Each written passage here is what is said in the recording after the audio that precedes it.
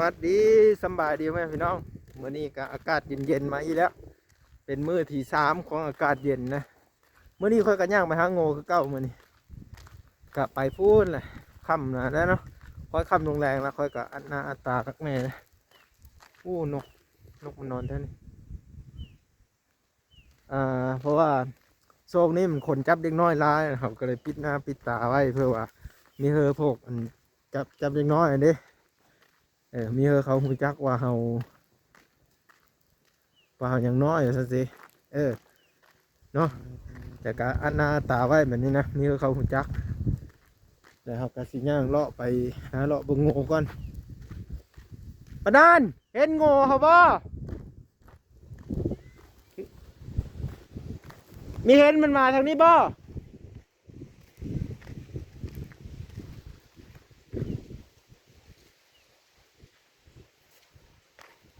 ยังไม่ทันมาเรา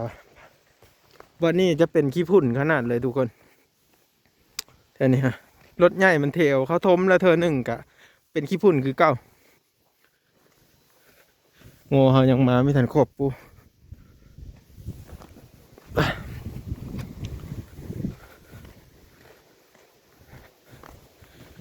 ลุงตังก็เยอะไปจอบว่าเท่าลุงตังก็ได้ยังไม่ทันได้พาเราไปเนาะแล้วว่าสิไปตอนค่ำหาโง่ก็เด้อเบิ่งในขี้ฝุ่นนี่ขี้ฝุ่นเลิกเต้นนี่รถไถรถใหญ่มานี่ขาเลยเพราะขี่รถคักแต่ว่ารถไปเลยวะค่อยๆเด้อขี้ฝุ่นเด้อ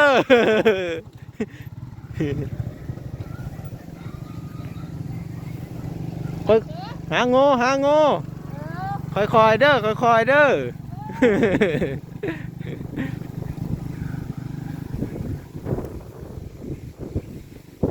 ไปยังมามีคู่กันเนาะหาก็มา2 โต๊ะโอ้รถใหญ่มาเด้อภาษีเหยียบขี้ฝุ่นจะเอาเด้อรถนี้ก็รถไถนี่คักอยู่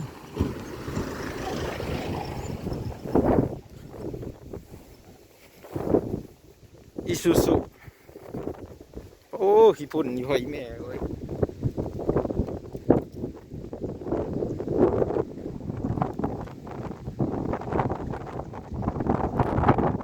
วันนี้ก็มาครับทีมงานครบใกล้เราเนี่ยเบิ่งนี่ตะเวนกระสีตกดินแหละ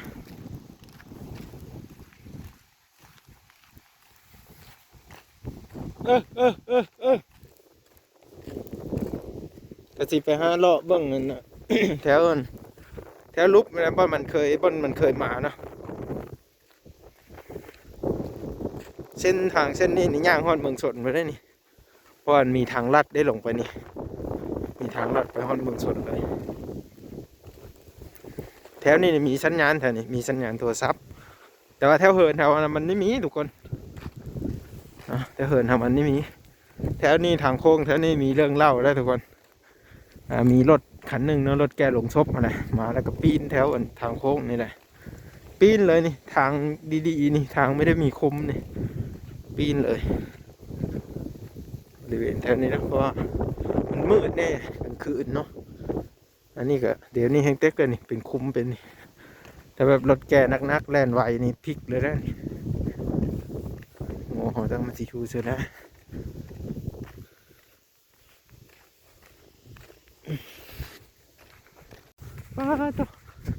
อัดไปเลยขี้พุ่นก็ได้เนาะถ้าไม่อัดนะนี่ก็ขี้พุ่น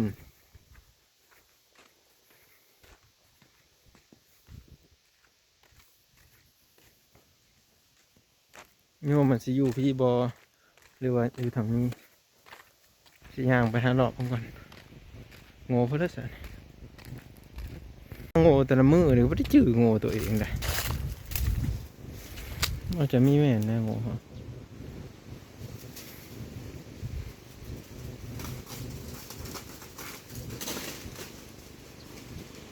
มีแม่นเนาะเพราะโง่เขามันสิจ่อยกว่านี้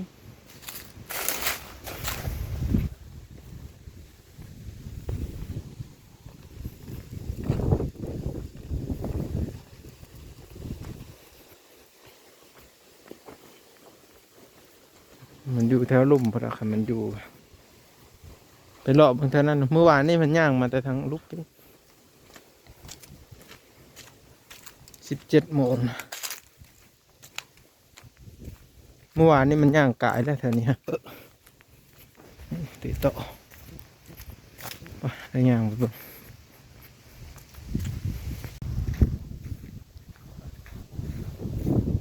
มาหาเลาะหาจับเด็กน้อยนี่แหละก็มาหาเลาะหาโง่นี่แหละมีเห็นโง่2-3 มือแหละย่ามันเน่าก็เลยมาเลาะหามือนี่เลาะตามป่าตามดงเลยนะขันพ่อผู้สาวก็หาผู้สาวไปน้ำขันพ่อโง่ก็ไล่โง่มือน้ำโอ้แต่ว่าเฮาพ่อเต่าถ่านบ้านี่เต่าถ่านไปเลยว่าโง่นี่ก็จักสิอยู่ทางเลยนะพ่อเต่าถ่านก่อน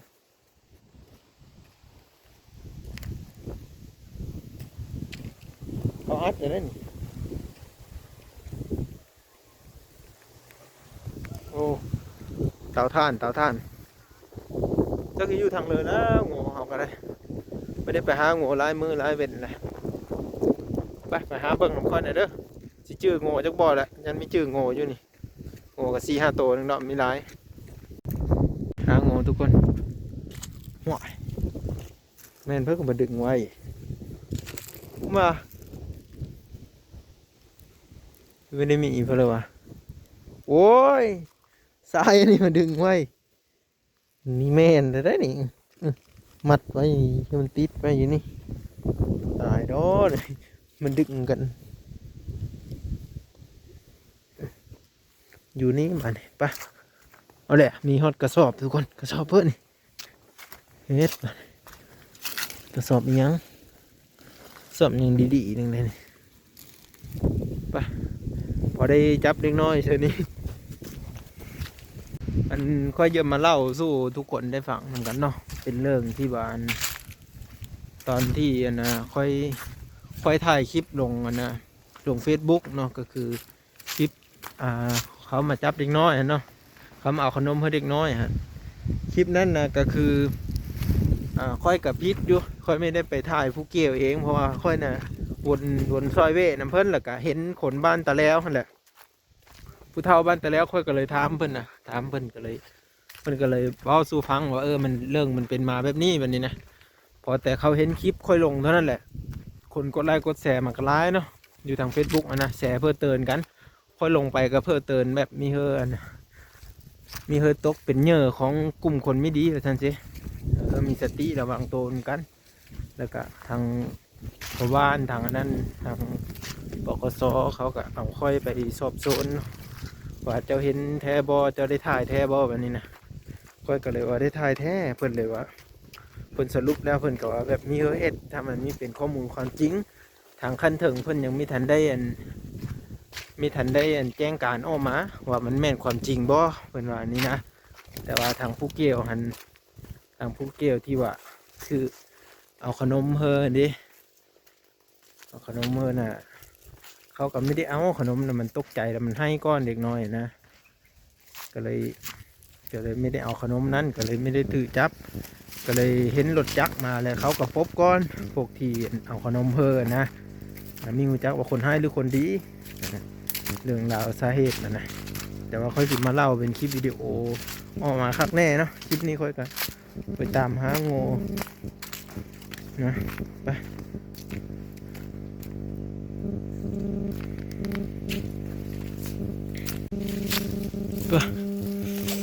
อุ้ย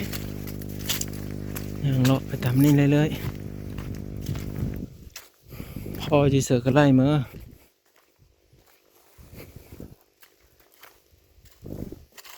ช่วงนี้เขาก็จะจูดป้าจูดนี่เนี่ยทุกคนโง่เหมือนเพื่อนมันก็หากินกันหน้าเนี่ย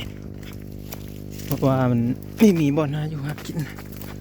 มาเห็นเพื่อนเดี๋ยวนกปุ๊บนี่มันเห็นนกกุ้มโอ้มันเห็นนกคุ้มโอ้แล้วสิทันมันบ่ไปแล้ว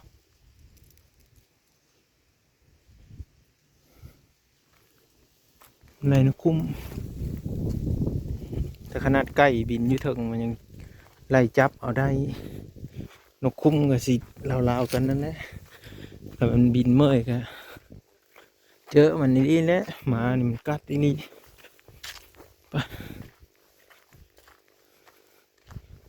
แม่มันขึ้นเมื่อยแล้วบ่งูเขานี่ปกติมันสิมาทางนี้เด้ไม่เห็นโอ้ปุ๊บนกตัวหนึ่งไปเลย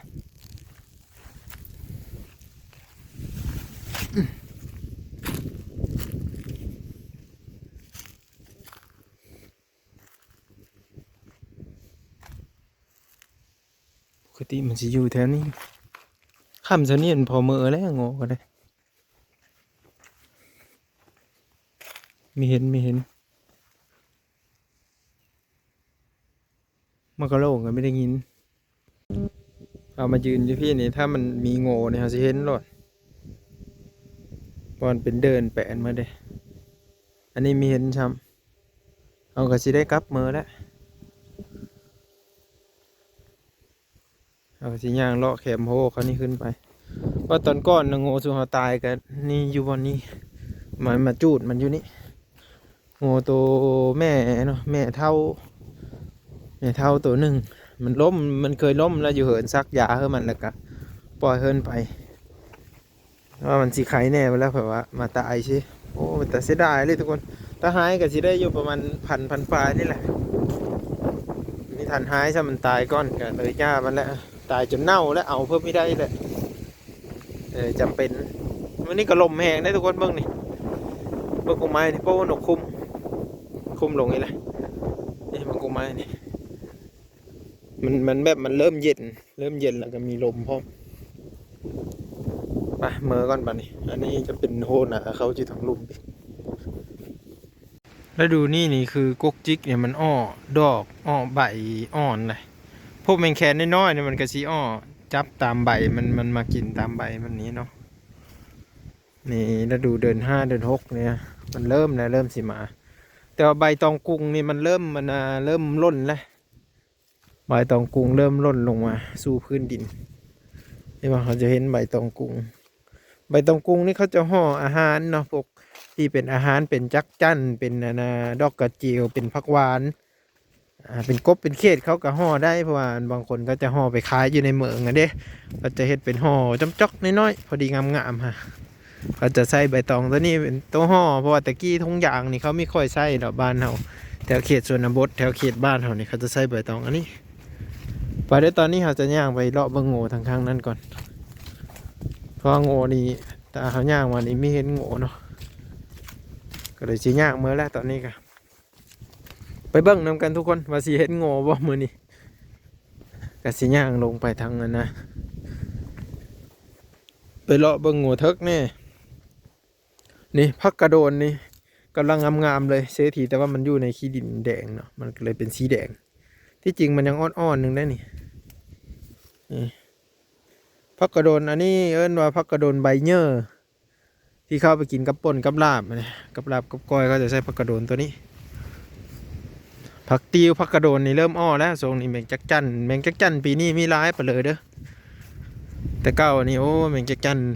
ร้ายปีนี้แมงจักจั่นห้องมีห้องเอา10 ตัวใช่ก็เลยไม่ได้ไปโกบเอาซะปะไว้มันห้องก็ผังก่อนถ้าไปโกบอันนี้คือซิมดเลยละ10 ตัวฮะอันนี้จะเป็นผักติวมาแต่นี่ยังเหลือแต่อยู่ดอนป้านั่นนี่เลยทางอื่นเขาตัดขายมาแล้วผักติวเพราะมีเวทมาหับซื้อเลยทุกคนโอ้หมดก็มาเห็ดอยู่นี่ไปในตอนนี้หาย่างมือก่อนหาเลาะบางนี้ก่อนโอ้ไปรีอยู่เสือเด้เนาะมันหนาวแบบนี้นี่เป็นห้องน้ำโง่น้อยย่านโง่น้อยมันตกนะย่านโง่น้อยมันหนาวไปเลาะบางนึงกันก่อนพี่พานะพอให้พี่น้อง FC ไปหาเสื้อหมองหาตึ้งแหกับมันมีไว้มันหนาวอากาศมันหนาวมันเย็นร้ายเลยเขายันแบบสะบั้นเนาะเพราะเขาลงจึงอยู่น้ำนี่สะบั้นนะทุกคนแล้วเขาขึ้นมานี่มันแข้งขาเขาเนี่ยมันจะเย็นไปหมดเลยเนี่ยไปรอบบงโง่ว่ามันจะอยู่บนเลยเนี่ยโอ้โหอย่างห้องนะครับขนาด มันลบนะมันนี่มาไผ่บ้านเฮานี่ไผ่สองซ้ายมันเฮ็ดเพิ่มไม่ได้นะคือสิมีโรงสีมีโรงจักรโรงงานนี่ใช้ไม่ได้นะเพราะไผ่มันต่ำเกินนะใส่หม้อแบ่งก็มีแต่50 วัตต์ประมาณนี้50 วัตต์หรือ50เพิ่นเลยนะมันเป็นเต้าอันนี้ทุกคนเขาเขียนเลข50ไว้อยู่วันนั้นก็ใส่พอดีกระเทินนะไฟฟ้าก็ได้สิไปถามเบิ่งโง่อยู่นี่โง่เถิกเพราะว่าน่าจะมันมาอยู่คุ้มนี้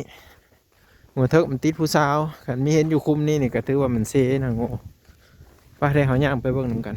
มันก็เย็นแน่ทุกคนเบิ่งขี้ซบคนในมื้อนี้รู้สึกว่าขี้ซบแตะแฮงเพราะว่ามันเย็นขี้ซบก็แตะ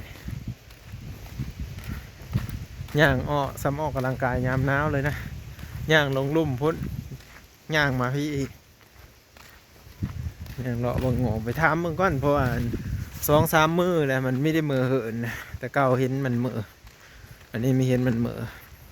ขี้ซบกระจนแล้วพุ่นเลยเพราะว่ามันหนาวไปหาเลาะเบิ่งกันทุกคนสิเห็นบ่หรือว่านั่นเลยย่างตามเส้นทางเยอะเลยได้